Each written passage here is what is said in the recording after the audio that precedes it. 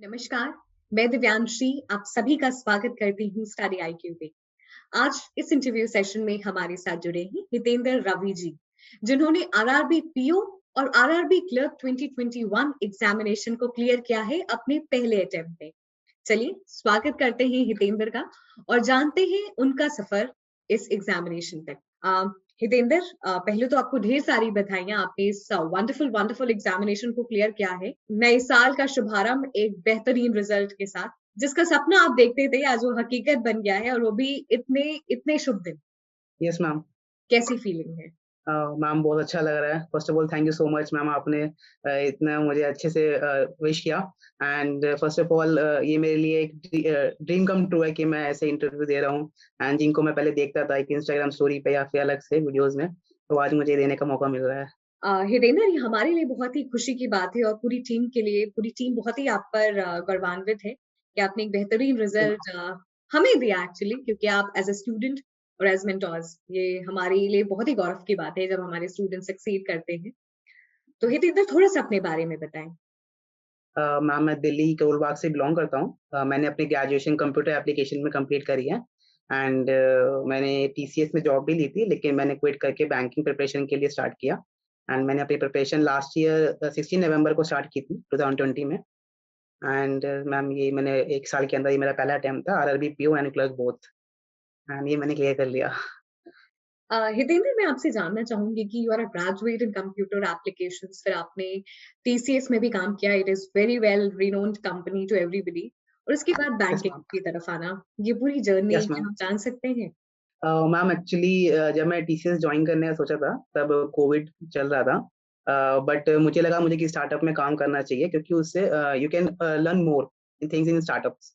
तो फिर मैंने वहाँ काम किया, बट मेरा एक्सपीरियंस इतना अच्छा नहीं था। तो मुझे लगा कि मुझे एक्चुअली आई हैव एज, तो मुझे उसमें ग्रेजुएशन ट्राई करना चाहिए किसी गवर्नमेंट सेक्टर में। तो मैंने बैंकिंग चूज करी, क्योंकि मेरे पास बैंकिंग के लिए कंप्यूटर नॉलेज भी थी, और मेरे पास कोई हिस्ट्री पॉलिटी की नॉलेज नहीं थी, इसलिए मैंने बैंकिंग को चूज किया।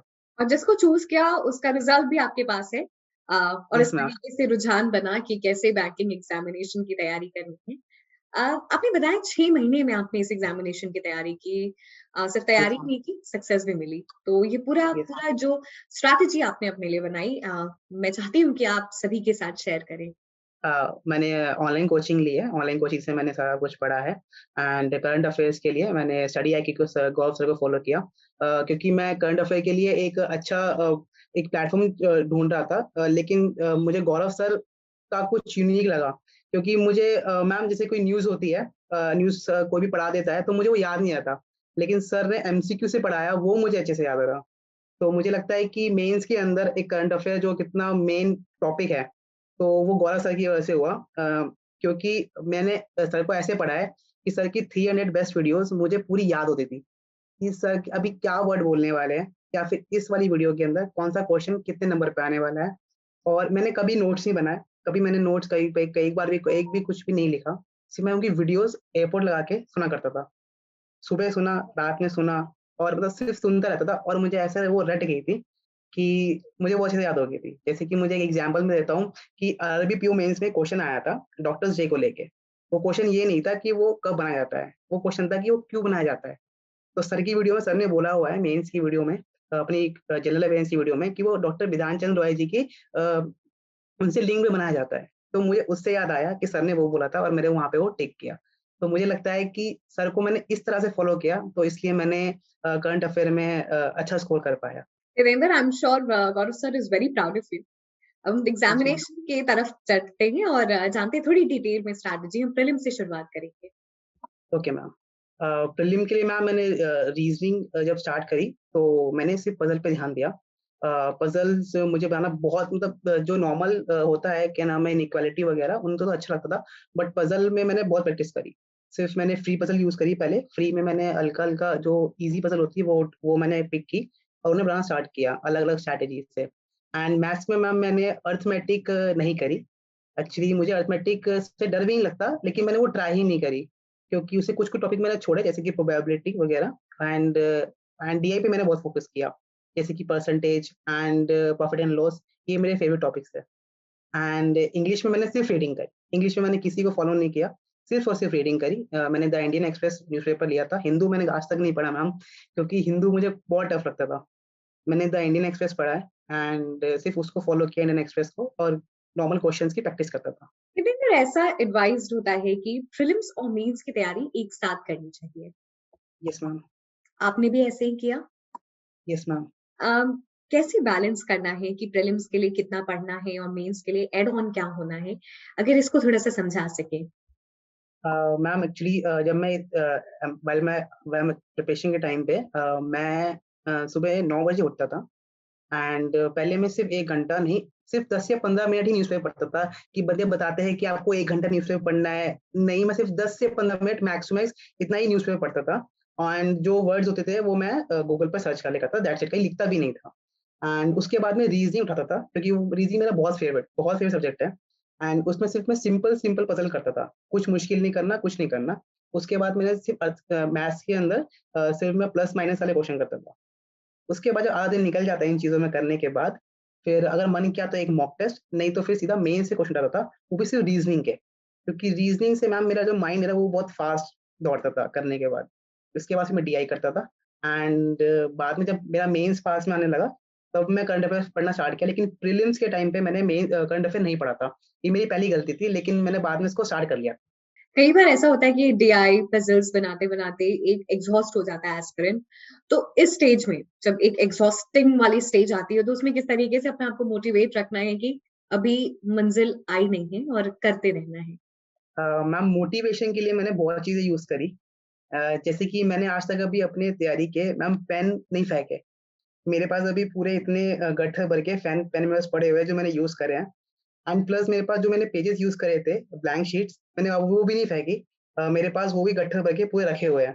मैंने सोचा था मैं एग्ज़ाम क्लियर करूँगा, उसके बाद उसको कहीं मैं फेंकूँगा या फिर कहीं पे रखूँगा, लेकिन मैंने अभी तक कोई भी पेन नहीं फेंका, मेरा बैग पेन से भरा हुआ है।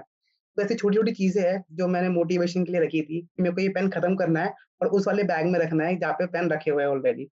एंड वीडियोज़ देखता था कि स्टूडेंट्स के कि जो वो इंस्टाग्राम पे स्टोरी डाल रहे हैं और जब रिज़ल्ट आने के बाद स्क्रीनशॉट भेजते हैं टीचर्स ग्रुप में, सोचता था कि मेरा भी कभी स्क्रीनशॉट इसमें आए। तो मैम ये चीज़ें मेरे को मोटिवेटेड रखती थी और मुझे लगता है ये मेरे लिए बहुत हेल्प करी। हितेंद्र, मॉक टेस्ट का बहुत रोल होता है। अ, आपने कब से मॉक टेस्ट जॉइन किया? मैम प्रिपरेशन के बाद से मैंने मॉक टेस्ट लिया, बट मैंने पहले मॉक टेस्ट लिया बहुत ईज़ी वाला, जो एकदम ईज़ी होता है, उसमें कॉम्पिटिशन इतना होता नहीं, बहुत ईज़ी वाले होते हैं। बट जब मुझे लगा कि नहीं इसमें मैं अच्छा स्कोर कर रहा हूँ, फिर मैंने दूसरे मॉक टेस्ट स्टार्ट करे। मैंने लो लेवल से लेके एकदम हाई लेवल वाले मॉक टेस्ट सारे ही यूज़ करे। मतलब मैं अफोर्ड कर सकता था, तो मैम मैंने जितने महँगे हो सकते थे, मैंने वो इस्तेमाल करे हैं और सारे उसमें मैंने मॉक टेस्ट दिए हैं एंड उसमें मेरी 80 परसेंटाइल से कभी मैंने 65% स्टार्ट किया था एंड एग्ज़ाम के आस-पास आते थे 90 के ऊपर हो जाया करती थी परसेंटाइल। हितेंद्र, कई बार ऐसी धारणा होती है बहुत सारे स्टूडेंट्स में कि हम मॉक टेस्ट नहीं लगाएँगे क्योंकि कई बार बहुत कम नंबर आ जाएँ तो डिमोटिवेशन हो जाएगा। हम एग्ज़ामिनेशन के पहले बहुत अच्छे से पढ़ के और जितना मॉक टेस्ट में टाइम हम इन्वेस्ट करें उतना हम पढ़ लें। तो मैं चाहती हूँ ये जो माइंडसेट है, धारणा है, उसको आप ये जो मिथ बस्ट करें। मैम मॉक टेस्ट तो ज़रूरी है, चाहे आप दिन में 1 ही लगाओ, चाहे ईज़ी लगाओ या मैम मुश्किल लगाओ, मॉक टेस्ट ज़रूरी है। उससे टाइम वेस्ट नहीं होता। जहाँ आप 1 घंटे में कोई और क्वेश्चन सॉल्व करोगे, आप ये सोचो कि आप 1 घंटे में दूसरे क्वेश्चन्स को भी सॉल्व कर रहे हो। तो आपका जो माइंड है वो चल रहा है उस टाइम भी और बहुत अच्छे से चल रहा है और आपको अपने आप को जज भी कर सकते हो कि आप कहाँ स्टैंड कर रहे हो। तो mock test is very important for the exams. और मॉक टेस्ट के बाद मॉक टेस्ट को एनालाइज़ करना, वो कितना ज़रूरी है? मैम मॉक टेस्ट को एनालाइज़ करना ज़रूरी है मैम, जैसे कि आप अपनी एक्यूरेसी कर सकते हो। आप जैसे अलग-अलग मॉक टेस्ट में अपने बार ग्राफ शो करते हैं, आप वहाँ से देखो, आप पिछले मॉक टेस्ट उठाओ और मुझे लगता है कि मैम एनालाइज़ ठीक है, मैंने इतना एनालाइज़ अभी इतना मॉक टेस्ट में नहीं किया, अपनी प्रिपरेशन के अंदर। हाँ, लेकिन जो मेरे को अच्छा लगता था, जिसमें मैं मार्क्स अच्छे कर रहा हूँ ना मैम, मैं उसको ज़्यादा करता था। जो नहीं कर रहा, जो छोड़ रहा हूँ, जैसे मैं प्रोबेबिलिटी क्वेश्चन छोड़ रहा हूँ, तो मैं उसको कभी देखता ही नहीं था कि मैंने छोड़ा है। जो मैंने गलत किया है, मैं उसको देखता था कि मैंने गलत क्या कर दिया उसके अंदर, जो मेरे नेगेटिव मार्क्स आ गए। हितेंद्र, मैं आपसे जानना चाहूँगी कि ये तो हमने मॉक टेस्ट की बात कर ली, अब हम एग्ज़ामिनेशन में बात करते हैं। आपका ये पहला अटेम्प्ट था, लेकिन एक माइंडसेट बन के जाता है कि हम इतने क्वेश्चन सेफ रेंज में अटेम्प्ट करेंगे। ये ऐसे ऐसे बन जाते हैं। तो आपने कितने सोचे थे कि प्रीलिम्स में कैसे अटेम्प्ट करना है? क्योंकि जो डी-डे की स्ट्रैटेजी होती है वो हल्का-सा प्रेशर ऐड ऑन होता है कि पहला अटेम्प्ट है, चाहे दूसरा अटेम्प्ट है और कुछ कर दिखाना है, तो ये सारी प्रेशर्स भी ऐड ऑन हो जाते हैं। तो एक सेफ रेंज में क्वेश्चंस कितना ज़रूरी है प्रीलिम्स और मेंस में जो सेक्शनल कट ऑफ भी होता है? मैम, जहाँ तक रही अटेम्प्ट्स की बात, सबसे पहला स्टेप ये होता है कि आप कभी रिव्यू मत देखो। जो आप एग्ज़ाम से पहले दिखाते हैं कि शिफ्ट 1 में इतने क्वेश्चन आए, आपका इतना सेफ अटेम्प्ट होगा, कभी मत देखो। मेरी शिफ्ट 3 होती थी, मैंने आज तक फर्स्ट एंड सेकंड शिफ्ट के आंसर्स कभी क्वेश्चन देखे ही नहीं, कि कितने आपको करने चाहिए। तो आप जाओ एग्ज़ाम के अंदर, सिर्फ़ अपने ऊपर ट्रस्ट रखो कि आप कितने कर सकते हो। जितने आप कर सकते हो उतने बनाओ। लेकिन हाँ, थोड़ा बहुत होता है कि अगर आप क्लर्क का एग्ज़ाम देने आ रहे हो, तो you should attempt more questions. Still आप ट्राई करो कि आप ज़्यादा से ज़्यादा कर सको, लेकिन कभी आप पहले से अटेम्प्ट सोच के मत जाओ कि मेरे को इतने ही अटेम्प्ट करने हैं, क्योंकि वो आप अपने आप को लिमिट कर दोगे कि आप उतने ही अटेम्प्ट करोगे। जितने आप कर सकते हो, ट्राई कर सकते हो, एक्यूरेसी के साथ आप उतने ही करो। मैंने ये चीज़ ऑब्ज़र्व करी है अपनी प्रिपरेशन में। हितेंद्र, ये तो बात हो गई प्रीलिम्स और मेंस में और कैसे मेंस में आंसर्स को लिखना है, अटेम्प्ट करना है। अब हम चलते हैं इंटरव्यू की बात करते हैं आरआरबी पीओ में। कैसा इंटरव्यू आपका एक्सपीरियंस था और कैसे आपने अपने आप को खुद को तैयार किया इंटरव्यू के लिए? फर्स्ट तो मैम, इंटरव्यू के लिए मेरे को काफ़ी अच्छा टाइम मिल गया था। महीना कुछ था इंटरव्यू में प्रिपेयर करने के लिए, एंड मेरा इंटरव्यू हरियाणा में था, तो मुझे दिल्ली से वहाँ ट्रैवल करना पड़ा। एंड ट्रैवलिंग के बाद थोड़ी दिक्कत तो आती है मैम, थोड़ा ट्रेन में, तो इसलिए काफ़ी मुश्किल रहा। लेकिन इंटरव्यू के लिए मैंने ऑनलाइन मैंने क्लासेस ली थी, जो कि बहुत मिनिमल कॉस्ट की थी। एंड फिर मैंने मैम एक ऑफलाइन क्लास क्लास भी ली थी, जिसमें उन्होंने मुझे थोड़ा बताया था आपको कैसे-कैसे करना है। एंड वहाँ पे जब मैं गया, तो मेरा वहाँ पे पैनल में 25 स्टूडेंट्स थे, एंड मेरा 25th नंबर था। तो मैं सुबह 8 बजे का बैठा, मुझे मेरा नंबर 2 बजे आया। एंड मतलब तब तक मैं थक चुका था, मुझे ये था कि बस मेरा इंटरव्यू ले लो किसी तरीके से। तो मेरा इंटरव्यू हुआ, मैंने अच्छे से वेल ड्रेस्ड था, एंड मैंने कोट नहीं पहना था, सिर्फ normal pant, trouser and T-shirt and tie पहनी थी। एंड मैं गया, मैं लास्ट था, मैंने एंटर किया और अच्छे से ग्रीट किया। सही टाइम पे सही ग्रीट किया, गुड आफ्टरनून भी बोला। एंड वहाँ 4 मेंबर्स थे, उन्होंने बहुत अच्छे से कंफर्टेबल किया। एंड जिस चीज़ से मुझे डर लगता था सबसे ज़्यादा, पॉलिटी एंड हिस्ट्री, उन्होंने मुझसे वही पूछ लिया। उन्होंने मुझसे पूछा कि आप दिल्ली से हो, दिल्ली में कितनी विधानसभा सीट्स है? और मैं एकदम निल था, बट मैंने उनको घुमाया नहीं, मैंने घुमाने की कोशिश नहीं करी, मैंने बोला कि सर मुझे नहीं पता। लगातार 4 क्वेश्चन आए, चारों मैंने मना कर दी कि मुझे नहीं पता, तो सर ने बोला आपको इंटरेस्ट नहीं है क्या पॉलिटिक्स में? मैंने बोला सर नहीं, मेरे को पॉलिटिकल नहीं पता, मुझे सिर्फ हमारे एरिया के एमएलए का नाम पता है। एंड मैम कोइंसिडेंटली मेरे एरिया के एमएलए का नाम विशेष रवि है, एंड मेरा नाम हितेंद्र रवि है। सो दे सेड कि ये आपके रिश्तेदार हैं, तो मैंने बोला नहीं सर, ये just we have a same surname. Then थोड़ा बहुत वहाँ पे अच्छा, मतलब माहौल अच्छा हुआ। एंड देन उन्होंने मुझसे पूछा बैंक क्या है, एंड 1-2 क्वेश्चन उन्होंने मुझसे और पूछे। फिर उन्होंने बोला कि आप एक अच्छे स्माइल फेस के साथ जाओ। तो मैम निकल गया, and I got 74 marks in interview. तो मैम मुझे लगता है कि वो लास्ट में था, एंड इसलिए थोड़ा बहुत वो अच्छा गया। बट मैंने थोड़ी ऑनेस्टी दिखाई कि मेरे को जो नहीं आता, मैंने साफ बोला कि सर मुझे पॉलिटी में बिल्कुल इंटरेस्ट नहीं है, क्योंकि मैं तैयारी मैम बैंक का करके गया था। मैंने इतनी सारी स्कीम्स याद करी थी, मुझसे कुछ नहीं पूछा, एंड पूछा तो पॉलिटी पूछा, जो कि मुझे कुछ नहीं आता था। ये जो भी एस्पिरेंट्स देख रहे हैं उनके लिए एक बहुत बड़ी सीख है कि be prepared for the most unexpected thing. Yes ma'am. जो आप तैयारी करके जा सकते हैं, शायद उसमें से ना आए और जिसे आप स्कैर्ड हो, उस वही पूछा जाए, लेकिन बहुत ज़रूरी है कि आप ऑनेस्ट रहें इंटरव्यू बोर्ड के सामने। कुछ और टिप्स आप देना चाहेंगे इंटरव्यू से रिलेटेड? मैम इंटरव्यू से रिलेटेड मैं ये कहना चाहता हूँ कि फर्स्ट इज़ वेल ड्रेस्ड। जैसे आप एंट्री करते हो, जैसे आप बैठते हो, आप पहले मत बैठो, उनके बोलने के बाद बैठो, उनके बोलने के बाद उठो।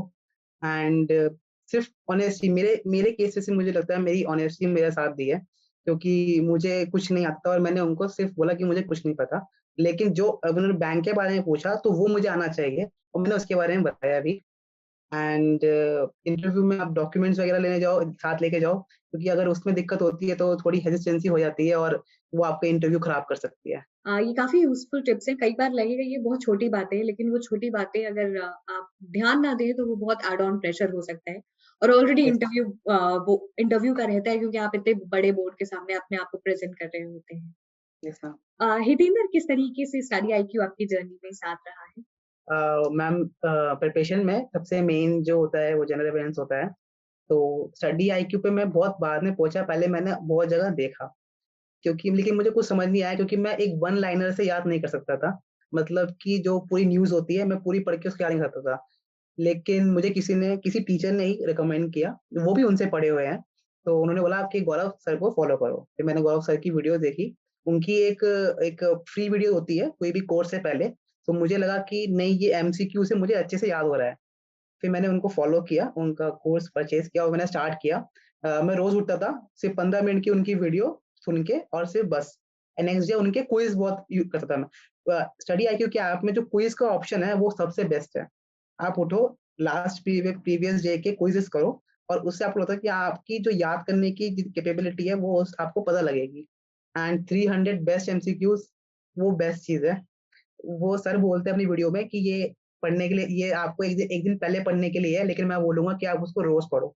जैसा आपको टाइम मिले, आप उसको वो 20 मिनट की होती है एंड बस आप सुनते रहो। मैं सिर्फ़ उसको सुनता था और मुझे याद हो गया कि सर अब क्या बोलने वाले हैं। कुछ ऐसी वीडियोज़ होती थी बैंकिंग अवेयरनेस की जिसमें सर बोलते थे कि मैं ये बाद में बताऊँगा, तो मुझे वो भी आता था कि सर ने बोला है कि मैं इसको बाद में बताऊँगा। एंड सर का थोड़ा-थोड़ा स्टैटिक पढ़ाना करंट के अंदर जैसे कि राम सर साइड पर पढ़ाते हैं सर बीच-बीच में एंड अलग-अलग सीएम्स के नाम याद करा देते हैं। तो वो चीज़ सर की सबसे ज़्यादा यूनिक है एंड मुझे नहीं लगता था कि मैं सर के बारे में किसी के बारे में ऐसे बता पाऊँगा लेकिन ये मेरे लिए बहुत अनएक्सपेक्टेड है और सर के मैं पास ही जा रहा हूँ, हरियाणा में ही जा रहा हूँ। सर भी गुड़गाँव रहते हैं मेरे ख्याल से। तो मुझे बहुत अच्छा लग रहा है कि मैं ऐसे बता पा रहा हूँ सर के बारे में। Hitendra, I'm sure Gaurav sir is extremely very proud of you, आपके results से. Thank you so much, Hitendra, for joining us in this interview session. It was absolute pleasure to have you. और मुझे लगता है जो भी आपकी stories हैं, दर्शकों को समझ में आएगी आपकी strategy और पूरी टीम की तरफ से आपको ढेर सारी शुभकामनाएं. Thank you so much ma'am.